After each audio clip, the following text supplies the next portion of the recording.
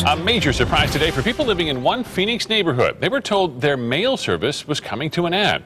Thank you for choosing us. I'm Steve Irvin. And I'm Katie Rammel. The post office is suspending home delivery over fears their carriers just aren't safe. ABC 15's Steve Couch tells us what these carriers are so concerned about.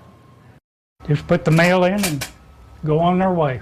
Dale Johnson receives his mail through a slot at his Phoenix home, and he has for 48 years, until this week. I was informed that the mail will never be delivered on 28th Street or 27th Place again.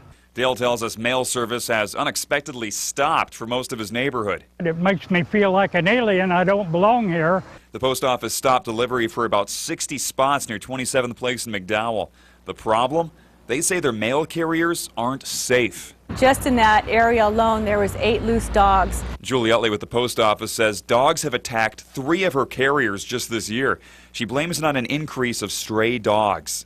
The theory is that people no longer want their animals, and they're going to this canal and just dumping their dogs in that canal area. The post office is letting residents know they can get their mail at the post office, and soon there may be a central spot in the neighborhood for them.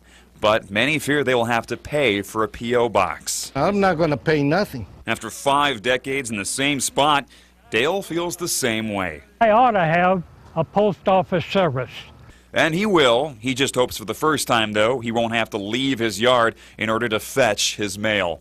In Phoenix, I'm Steve Couch, ABC 15 News. And dogs are a very real concern for mail carriers in Phoenix. According to the U.S. Postal Service, dogs bit letter carriers more than 5,600 times last year. Those attacks cost the Postal Service more than $1 million in medical expenses. Phoenix had the 6th most in the country with 38 dog attacks reported. Houston had the most, though, with 62.